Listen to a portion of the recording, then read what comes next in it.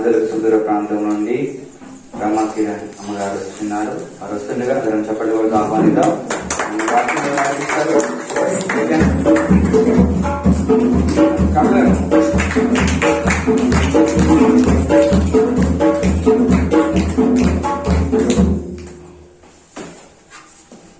రోజు దేవుడు మనల్ని సజీవుల లెక్కలో ఉంచారు కదా.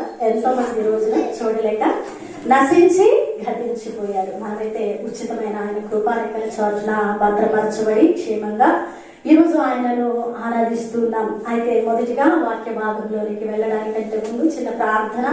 మరి ఆయన ఆత్మ అభిషేకము ద్వారా మాట్లాడేది నేను కాదు, కానీ మీ హృదయాలు అందరినీ దేవుడు బలపరచులాగిన ఆయన అగ్ని అభిషేకం ద్వారా దేవుడు మాట్లాడాలని మనందరం ప్రార్థన చేద్దాం. ప్రతి ఒక్క ప్రార్థనలో ఏకీభవించండి. పరిశుద్ధుడా, ప్రేమ కలిగిన తండ్రి, మీకు వందనాలు. ఇదిగో ప్రభువా, ఎంతో ప్రయాసంతో నాయన ఈ యొక్క సన్నిధిలో నిలబడడానికి మేము వచ్చి ఉండగా ఇది కేవలము మీ కృప, మీ ప్రణాళిక, మీ చిత్తము ప్రభువా. మరి నాయన మీ బిడ్డలతో మీరు ఏమి మాట్లాడడానికి ఇష్టపడుతున్నారో నాయన అలాగా ప్రతి హృదయంతో మీరు మాట్లాడమని అయా వారి హృదయాలను ప్రభువా వాక్యము ద్వారా విత్తమని తడపమని అయా ఫలింపుకు ఆశీర్వాదానికి నాయన వారు వారసులుగా నిలబెట్టబడడానికి సహాయం చేయమని ప్రార్థిస్తున్నాం తండ్రి. అయా నాయన కూడిక ఆది నుంచి అంతం వరకు మీరు తోడేయండి నడిపిస్తున్నటువంటి దేవుడిగా మేము నమ్ముతున్నాం ప్రభా. ఇదిగోనైనా నేను కూడా ప్రభా వాక్యాన్ని ప్రసంగిస్తూ ఉండగా నన్ను మీ ఆధీనంలో ఉంచుకొని నన్ను మీ సిలువు చాటున మరుగు చేసుకొని మీ పరిశుద్ధాత్మ అగ్ని చేత నన్ను బలపరిచి అయా ప్రతి హృదయంతో మీరే మాట్లాడి మీ నామాన్ని మహిమపరచుకోమని నాయన సమస్త మహిమ మీకు ఆరోపించుకుంటూ ఈ ప్రార్థన నజరేయుడైన యేసుక్రీస్తు నామమున సమర్పించడానికి వేడుకుంటున్నాము తండ్రి. ఆమేన్. ప్రియమైనటువంటి దేవుని సంగమా, మరి ఈరోజు ఇక్కడ మనం ఏర్పాటు చేసినటువంటి ప్రార్థన కూడిక పేరు మీ నోటి ద్వారా వినాలని తెలుసుకుంటున్నాను. ప్రతి ఒక్కరము కలుగుతాం. ఏంటండి? విజ్ఞాపన ఆశీర్వాద కూడిక. అయితే మనము ప్రతి ఒక్కరము దేవుని సన్నిధిలో దేని నిమిత్తమై ప్రార్థిస్తున్నాం? దేని నిమిత్తమై ప్రార్థిస్తున్నాం? ఆశీర్వాదము కొరకు. అంటే మనము ఆశీర్వాదం పొందుకోవాలంటే మొదటిగా మనం చేయవలసిన పని ఏంటి? విజ్ఞాపన. అందుకనే ఈ కూడికకు పెట్టిన పేరును బట్టి నేను ఎంతో సంతోషించాను. ఎంతో ఆత్మీయ భారం కలిగి ఆలోచన చేత మరి ఈ యొక్క మరి పేరును పెట్టినట్టు నేను అనుకుంటూ ఉన్నాను. విజ్ఞాపన ప్రార్థన. మనందరికీ తెలుసండి ప్రార్థన అంటే ఏంటి? దేవునితో మాట్లాడడం. మరి మనం ఎలాగో ప్రార్థిస్తున్నామంటే దేవుని సన్నిధిలో మన వ్యక్తిగత అవసరాల నిమిత్తమై, మన కుటుంబ పరిస్థితుల నిమిత్తమై, ఉద్యోగాల నిమిత్తమై, మన కట్టబడని పరిస్థితుల నిమిత్తమై మనం ఎక్కువగా ప్రార్థన చేస్తూ ఉంటాం. అవును కదా? మనం అనుకుంటూ ఉంటాం అదే ప్రార్థన. దేవునితో మాట్లాడడమే, దేవునితో సంభాషించడమే ప్రార్థన. అవునండి, వాస్తవమే. అయితే ఈ ప్రార్థన అక్కడే ఆగిపోకుండా మరొక అడుగు ముందుకు వేయడం ఏంటి అంటే విజ్ఞాపన ప్రార్థన. ఈ సహోదరుడా, విజ్ఞాపన ప్రార్థన అంటే మరి ఒక వ్యక్తి బాధ్యతను అంటే ఒక వ్యక్తి బాధ్యతను తీసుకునేటి చేసేటువంటి ప్రార్థన. బాధ్యత కలిగిన వ్యక్తి చేసేటువంటి ప్రార్థన విజ్ఞాపన ప్రార్థన. జోక్యం చేసుకునేటువంటి ప్రార్థన. మనం కనుక బైబిల్ గ్రంథంలో చూసినట్లయితే అబ్రహాము మొదలుకొని క్రీస్తు ప్రభు వారి వరకు విజ్ఞాపన ప్రార్థనలు జరిగించిన వారే. విజ్ఞాపన ప్రార్థనల ద్వారానే దేవుడు వారిని ఆధారం చేసుకొని ఆయన చేయవలసిన కొన్ని పనులను చేయక, వారి పట్ల ఉగ్రతను కుమ్మరించక, వారి పట్ల కనికరమును చూపించినట్లుగా లేఖనాలు స్పష్టపరుస్తున్నాయి కదా. మరి మనము చూసినట్లయితే మరి బైబిల్ గ్రంథంలో అబ్రహాము మొట్టమొదటి విజ్ఞాపన ప్రార్థన చేసినట్లు మనం చూస్తున్నాం.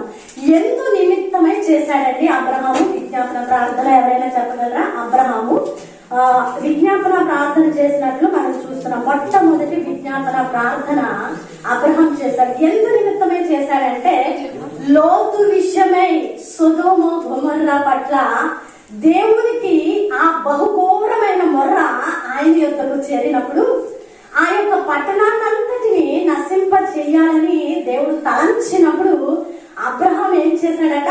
అడ్డుపడ్డాడట. అబ్రహాం ఏం చేశాడట? జోక్యం చేసుకున్నాడట. అబ్రహాం ఏం చేశాడట?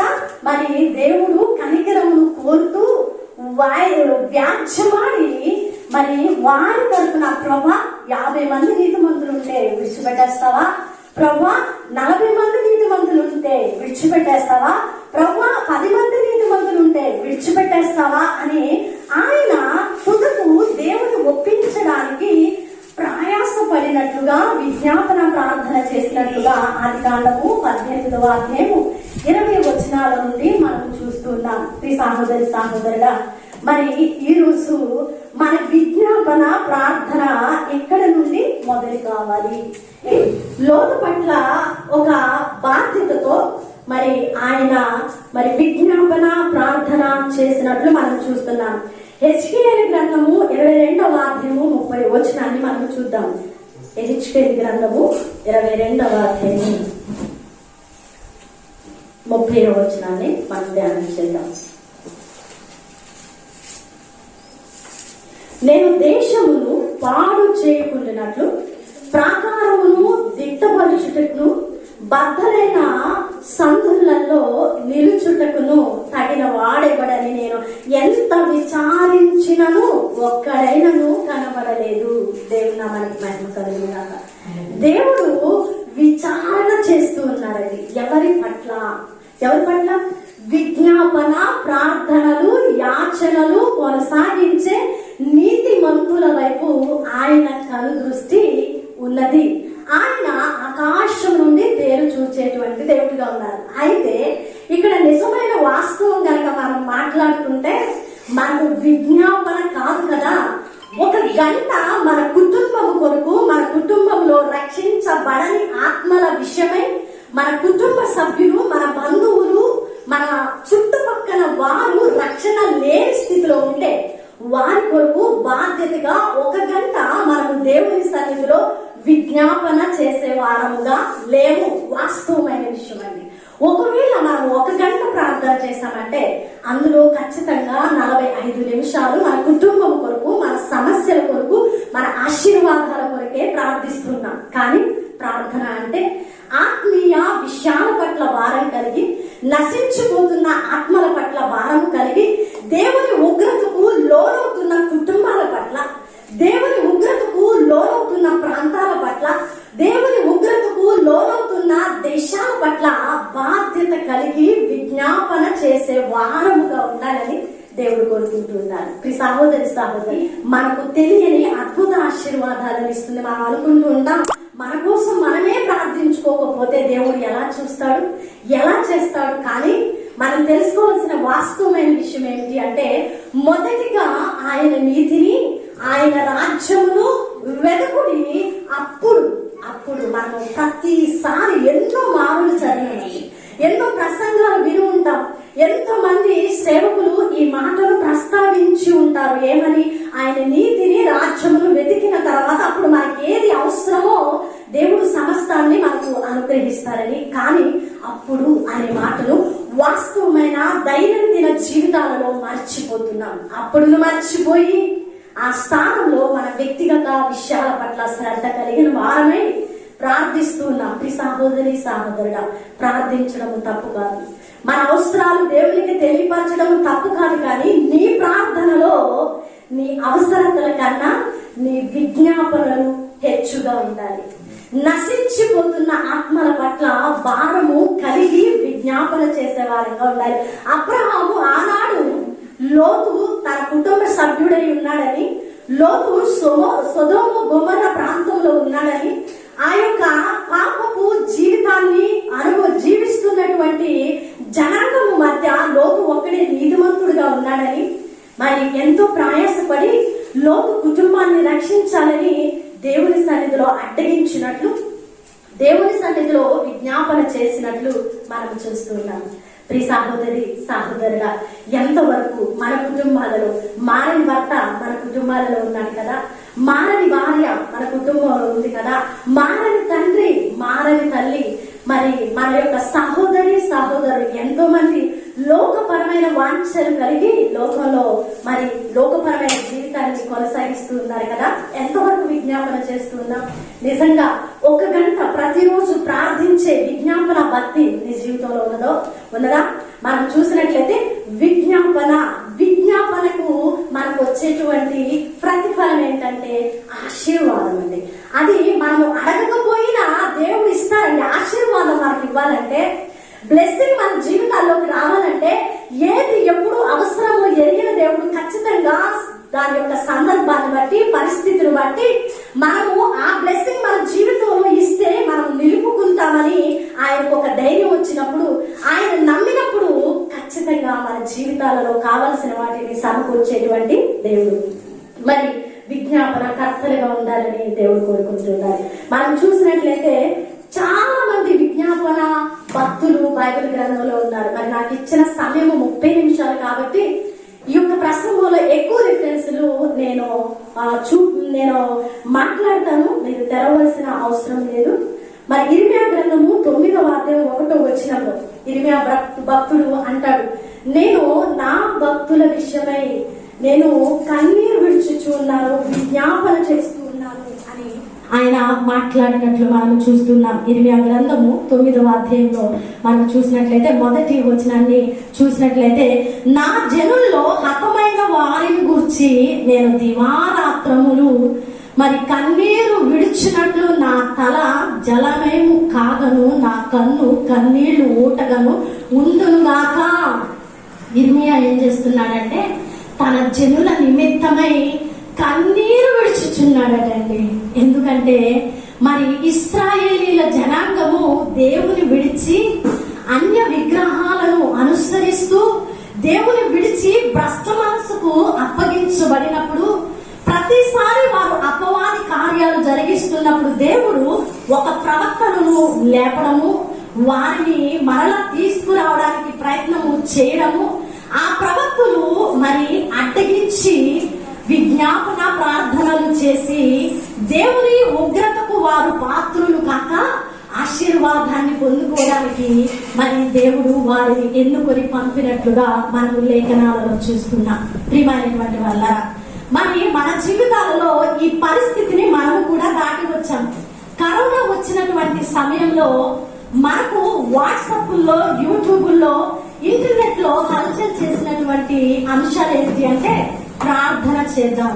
మనము ఈ యొక్క కరోనా నుండి విడిపించబడడానికి విజ్ఞాపనలు చేద్దామని ప్రతి ఒక్కరూ విజ్ఞాపన ప్రార్థనలు చేశారు. అందులో మనం ఉన్నాం కదా.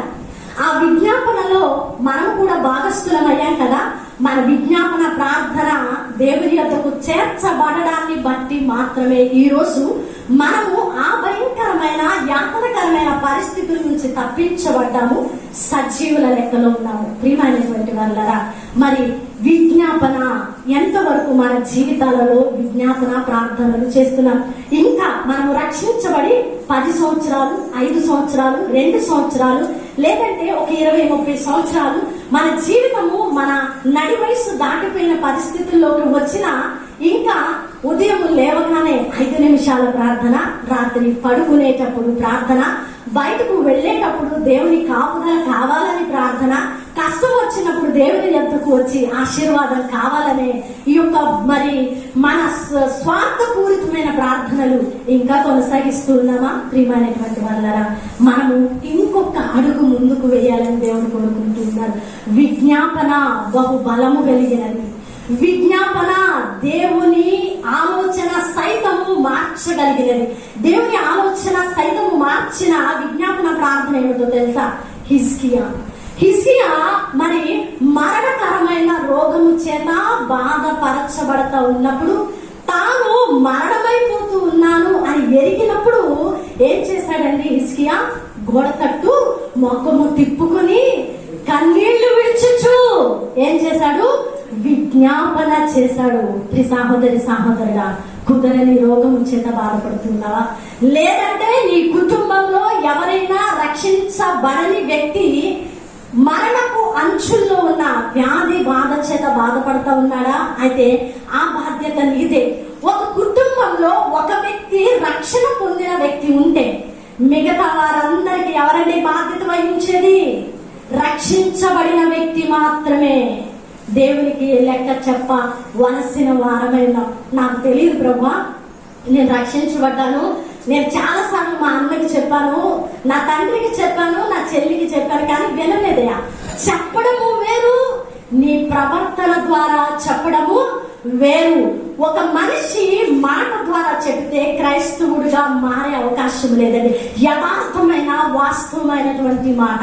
ఎందుకంటే దీనికి ఉదాహరణ ఎవరంటే క్రీస్తు ప్రభువు. ఆయన ఈ లోకానికి శరీరధారిగా వచ్చి దైవ మానవ కుమారుడిగా ఏం చేశారండి? ఆయన మనకేమి ఇచ్చి వెళ్ళారంటే మాదిరిని ఇచ్చి వెళ్ళారు. ఒకవేళ ఈ రోజు ఫర్ ఎగ్జాంపుల్ యేసుక్రీస్తు ప్రభు వారు కొట్టినప్పుడు పడకుండా దూషించి ఉంటే, ఆయన బాధపరచబడినప్పుడు అపహసించినప్పుడు తిరిగి మాట్లాడి ఉంటే, ఒకవేళ దైవ చిత్తానికి వ్యతిరేకంగా ప్రవర్తించి ఉంటే ఈ రోజు సర్వ మానవాళి పాపము నుంచి విడిపించబడేదా? దైవిక కార్యము జరిగి ఉండేదా? లేదు కదా. మరి ఎందుకు ఇది జరిగిందంటే తండ్రి చిత్తాన్ని ఉన్నది ఉన్నట్లుగా తన చెమట సైతము రక్తముగా మారినప్పుడు కూడా విధేయత చూపారండి యేసుక్రీస్తు ప్రభువారు. మరి ఈ రోజు మన విధేయత ఎలా ఉన్నది? అబ్రహాము విశ్వాసముకు ఆధారమే లేనప్పుడు విశ్వాసము కలిగి నమ్మినట. క్రీస్తు ప్రభువారు తన చెమట రక్తముగా మారినప్పుడు కూడా తన శిష్యుల నిమిత్తమై తాను మరి అనుభవించబోయే యాతనలు అన్నిటిని బట్టి ఆయన కంటి ముందు ఒక పిక్చర్, ఒక రోల్, ఒక స్క్రీన్ వెళ్తూ ఉన్నా కూడా ఆయన ప్రార్థించారండి. ఒకవేళ ఇక్కడ డిస్ప్లే చేస్తే మన యొక్క పరిస్థితులు, మన కుటుంబంలో, మన జీవితంలో, మరి రేపు ఒకవేళ ఒక నెల, ఒక సంవత్సరంలో మన జీవితంలో ఈ శ్రమలు రాబోతున్నాయంటే నిజంగా అవి చూసి మనం బ్రతుకుతామా? నిజంగా చెప్తాం, అవి చూసి మనం బ్రతకగలమా? అనుక్షణం చచ్చిపోతాం. ఒక భయంకరమైన నిజమేమిటి అంటే ఒక వ్యక్తి తాను చనిపోతానని ముందుగా తెలిసినప్పుడు అనుభవించేటువంటి నరకము భయంకరమైనది. ప్రియమైనటువంటి దేవుని బిడ్డ, ఆ భయంకరమైన వేదనకరమైన పరిస్థితులు దాటినది ఎవరండి? మన యేసయ్య. అవును కదా, సర్వ సృష్టికర్త అండి. మరి ఆయన ఏం చేశాడంటే మన కొరకు మాదిరి చెల్లారు. ఎందుకండి? ఎందుకు మాదిరి ఇచ్చారంటే ఈ రోజు నువ్వు నేను అలాగున బ్రతకాలని. ఈ రోజు ఆయన మాదిరి లేకపోతే మనుషులుగా ఉన్నటువంటి మనము ఎట్టి పరిస్థితుల్లో మాట వినమండి. నేనెందుకు చేయాలి? మరి నా శత్రువు నా కళ్ళ ముందు కనిపించి నన్ను తిడతా ఉంటే నేను ఎందుకు పడాలి? నా తప్పు లేదు, నేను ఎందుకు పడాలి అనే ప్రశ్నలు వేస్తామండి. కారణము మన శరీరం అలాంటిది, మన బలహీనతలు అలాంటి, మన యొక్క మానవ నైజము అలాంటిది కదా. కారణం ఏంటంటే మనకు బలహీనతలు ఉన్నాయని ఎరిగిన దేవుడు మాదిరి ఇచ్చి వెళ్ళాడు. కాబట్టి ఆ మాదిరిని అనుసరించబద్ధులమైన. మరి మనం చూసినట్లయితే మోషే కూడా ఇశ్రాయేలీయుల జనాంగాన్ని మరి ఐగుప్తు నుంచి కానాను వరకు నడిపించడానికి అరణ్య మార్గంలో 40 సంవత్సరాలు ప్రయాసపడ్డారండి. ప్రయాసపడినప్పుడు మరి ఇశ్రాయేలీయుల ప్రజలు ఏం చేశారట? ఆయనను ఎంతగా విసిగించారంటే చెప్పలేనంతగా విసిగించారు. దేనికోసం అంటే దేనికోసం విసిగించారు? ఆత్మీయ జీవితం కోసం విసిగించారా?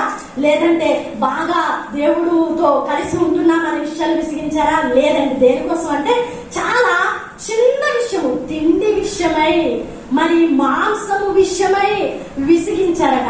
ఎంత దుర్భరమైనటువంటి విషయము. ఈ సహోదరుడా, ఎర్ర సముద్రమును పాయలుగా చేసిన దేవుడు, నడవడానికి దారి లేని స్థితిలో మార్గాన్ని తెరిపించిన దేవుని పట్ల ఇదా మన వైఖరి? ఇలాగైనా ఇశ్రాయేలీయుల జనాంగం ప్రవర్తించేది? నిజంగా ఆ స్థితిలో మనం ఉండి ఉంటే నిజంగా దేవుని ఎంత ఆరాధించేవారమో అని అనుకుంటాం, కానీ వాస్తవం కాదండి. ఎందుకంటే ఆ రోజు కళ్ళ ముందు చేశారు, కానీ ఈ రోజు ఆత్మీయంగా అనేక గొప్ప కార్యాలు మన జీవితాల్లో చేస్తున్నారు. మీ జీవితాల్లో దేవుడు ఆ గొప్ప కార్యాలు చేయలేదా? ఇక నా జీవితం అయిపోయింది అని అనుకున్నప్పుడు దేవుడు గొప్ప కార్యాలు చేయలేదా? కానీ మరలా సమస్య వచ్చినప్పుడు, మరలా కష్టం వచ్చినప్పుడు, ఏంటి ప్రభా నన్ను ఇలాగున శ్రమ పెడుతున్నావు అని ఒక క్వశ్చన్ మార్క్ వేసుకునేటువంటి భక్తులను మనము. ఈ సహోదరుడా, ఈరోజు ఇశ్రాయేలీయుల జనాంగాన్ని అలాగున దేవుడు నడిపిస్తే వాళ్ళు ఏం చేశారట? మోషే దేవుడితో మాట్లాడడానికి వెళితే వారు ఒక బంగారు దూడను చేసుకొని, మోషే రావడం లేదు, మమ్మల్ని ఎవరు నడిపిస్తారు ఈ అరణ్యంలో అని చెప్పేసి ఒక బంగారు దూడను చేసుకొని దానిని పూజిస్తున్న వెర్రివారిగా ఉన్నారు, భ్రష్టత్వము కలిగిన మనుష్యులుగా ఉన్నారు. అప్పుడు దేవుని కోపం ఏమైంది? దేవుని ఉగ్రత వారి మీదకి రాబోతుండగా మోషే ఏం చేశాడంటే అడ్డు నిలిచాడండి. అవును కదా, ఎందుకంటే బాధ్యత పరుడుగా ఐగుప్తు నుండి తీసుకొచ్చాడు కదా, కానానికి తీసుకెళ్లే బాధ్యత తనదై అడ్డు నిలిచాడు. అడ్డు నిలిచి ఏం చేశాడు? అక్కడ విజ్ఞాపన ప్రార్థన, దేవునికి మహిమ కలుగును గాక, విజ్ఞాపన ప్రార్థన చేశాడండి. ఆ ఉగ్రత వారి మీదకు రాకుంటున్నట్లు విజ్ఞాపన ప్రార్థన చేశాడు. అప్పుడు దేవుని కోపము మరలా చల్లార్చబడి వారిని కానాను ప్రాంతానికి నడిపించింది. దేవుని ఎవరైతే విసిగించారో, దేవుని ఎవరైతే సణుగుకున్నారో, గొనుగుకున్నారో, ఆ తరాన్నంతటిని దేవుడు ఏం చేశారు? అరణ్యంలో సంహరించారండి.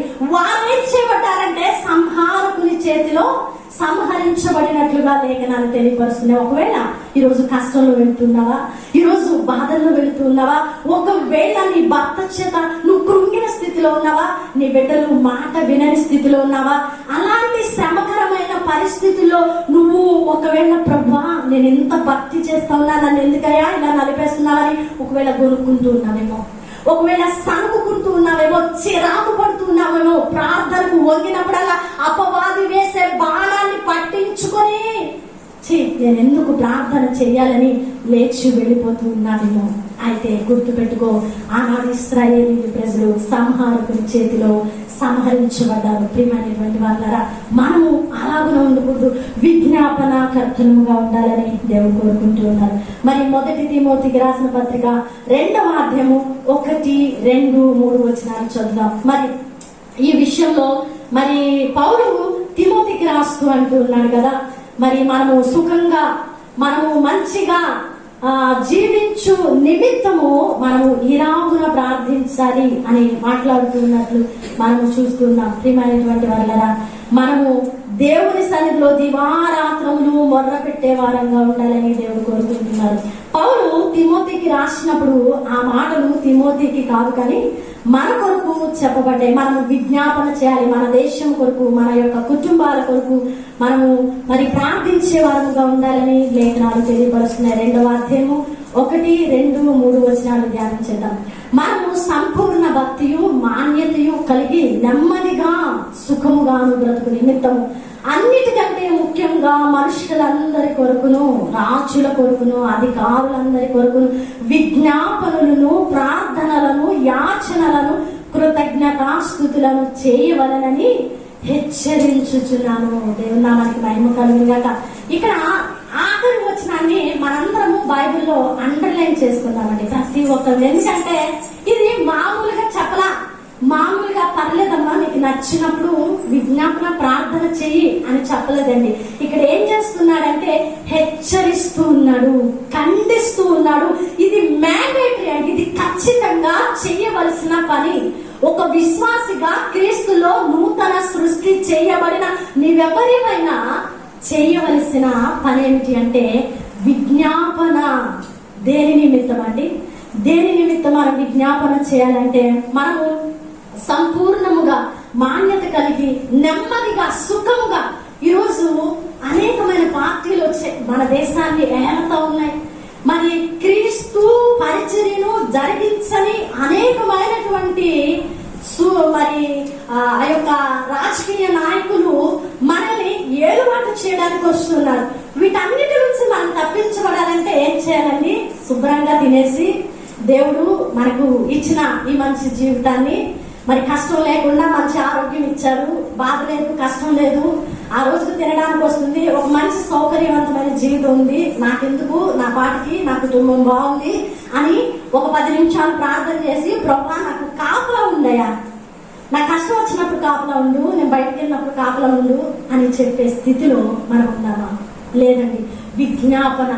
మనము ఈ కష్టతరమైన పరిస్థితుల్లో ఎప్పుడైతే విజ్ఞాపన చేస్తామో ఆ కష్టతరమైన పరిస్థితులు సరళం చేయబడతాయి. అందుకే కీర్తనకారుడు అంటాడు కదా, ఇరుకులో విశాలత కలుగు చేసిన వాడవు నీవేనయ్యా, క్రైస్తవులుగా మనకు శ్రమలు ఉన్నాయని క్రీస్తు ప్రభువారు స్వయంగా పలికిన మాట మనకు జ్ఞాపకమే. అయితే క్రైస్తవులకు శ్రమలు రావని కాదు, కానీ ప్రతి శ్రమ, ఇరుకు, ఇబ్బందిలో ఏముందండి? విశాలత ఉన్నది, ఆయన కృప ఉన్నది, ఆయన నడిపింపు ఉన్నది. అయితే మనం చివరిగా హెబ్రీ పత్రిక 7వ అధ్యాయము 25వ వచనాన్ని చూద్దాం. అయితే మొదటిగా మనము అబ్రహాము లోతు విషయమై ఏం చేశాడు? విజ్ఞాపన చేశాడని మనం తెలుసుకున్నాం.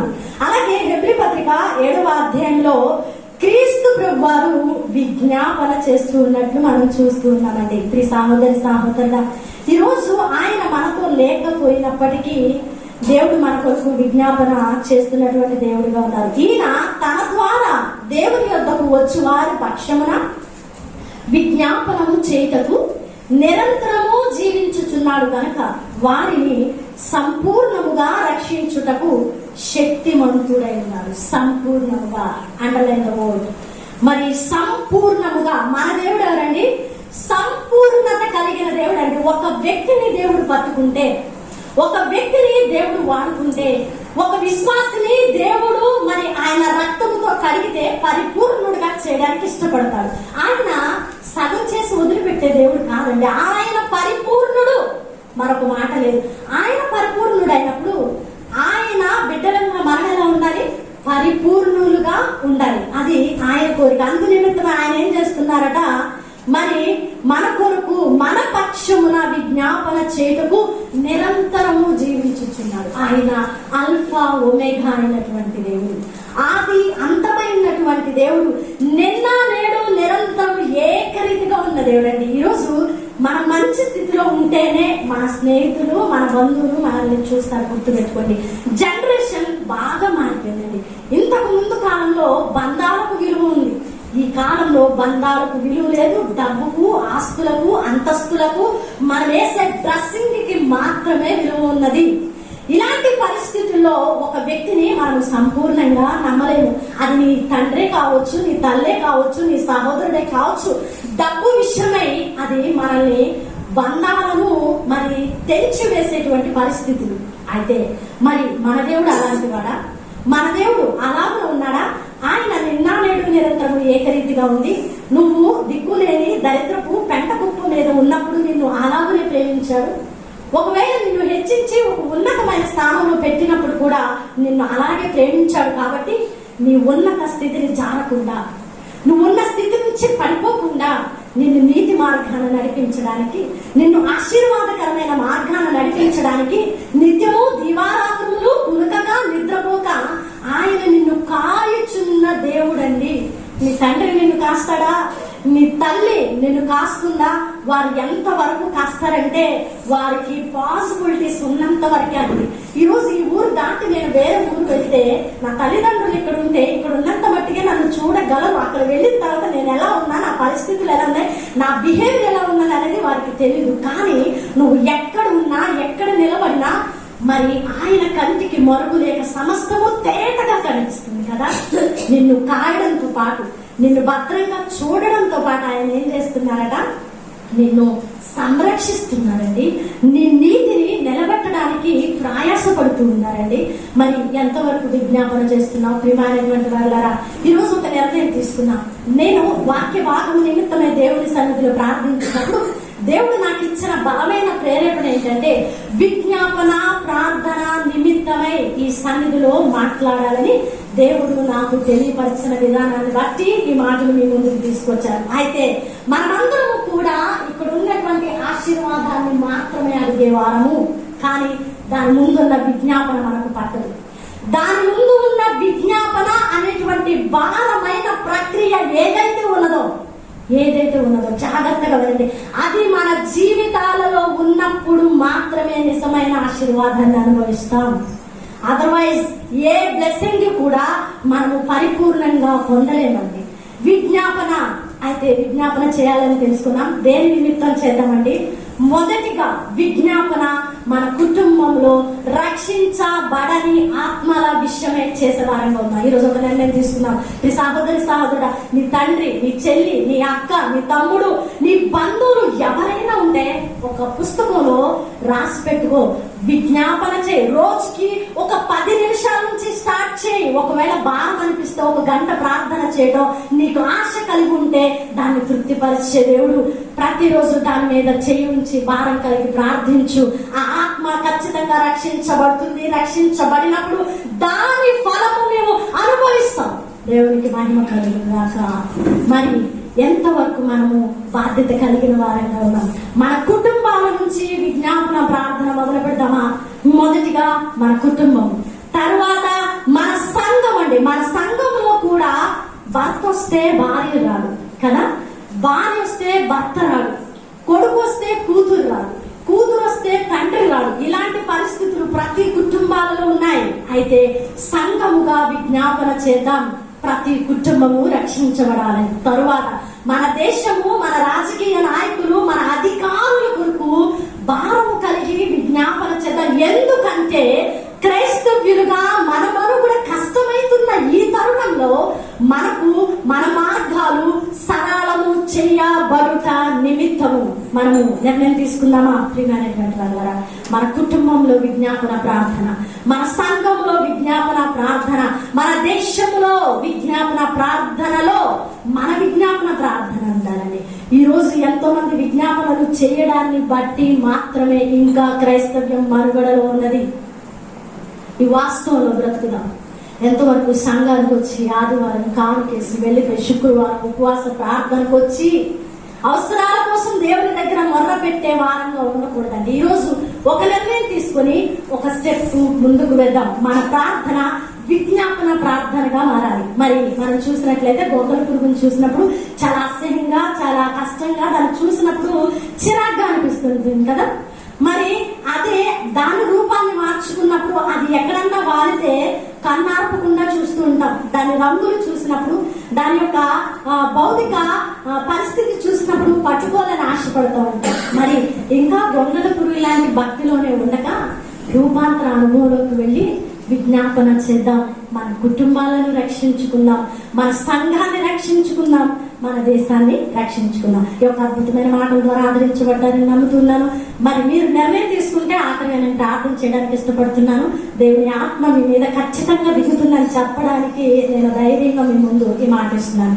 మీరు ఎవరైనా నిర్ణయం తీసుకుంటే నేను విజ్ఞాపన చేస్తాను. ఈ రోజు నుంచి ఒక అడుగు నేను ముందుకు వేస్తాను. నా కుటుంబంలో వీళ్ళున్నారు రక్షించబడ్డానికి, నా సంఘంలో వీళ్ళున్నారు, నా దేశం పరిస్థితులకి నా విజ్ఞాపన ప్రార్థన అవసరమని ఒకవేళ నువ్వు నిర్ణయం తీసుకుంటే మరి హృదయపూర్వకంగా దేవుని సన్నిధిలో ఒప్పుకో ప్రార్థిస్తాను.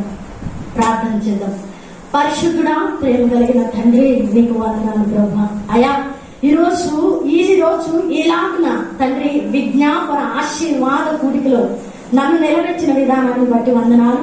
అయా నన్ను మరుగు చేసుకొని ప్రతి హృదయాన్ని నువ్వు సంధించావని, బ్రద్దలు కొట్టావని, అయా నాయన విడివిడి భక్తి చేస్తూ, చాలని భక్తి చేస్తూ, అవసరాలు కూడా తీర్చుకోలేని భక్తి చేస్తూ ఎవరైతే ఉన్నారో వారి పట్ల నువ్వొక నాయన అడుగు ముందుకు వేయడానికి, ఒక నిర్ణయాన్ని చేయడానికి ఈరోజు నన్ను ఇక్కడ నిలబెట్టిన విధానాన్ని బట్టి వందనాలు. హల్లెలూయా, గ్లోరీ, మైటీ హెవెన్లీ ఫాదర్. నాయన ప్రతి బిడ్డను జ్ఞాపకం చేసుకో నాయన. ఈ రోజు ఎవరైతే నేను విజ్ఞాపన చేస్తాను, అబ్రహాము మొదలుకొని క్రీస్తు ప్రభువారి వరకు విజ్ఞాపన చేసినప్పుడు నేను ఏ పాటి వాడను, నేను ఏ పాటి దానని ఎవరైతే ప్రభా ఇదిగో నా కుటుంబం కొరకు నేను విజ్ఞాపన చేస్తా, నా సంఘం కొరకు నేను విజ్ఞాపన చేస్తా, నా దేశం కొరకు నేను విజ్ఞాపన చేస్తా అని ఏ హృదయం అయితే ప్రభా ఇక్కడ ఒక నిర్ణయం తీసుకుందో ఆ హృదయాన్ని యేసు నామంలో నాయన బలపరచమని ప్రార్థిస్తున్నాను. ఆ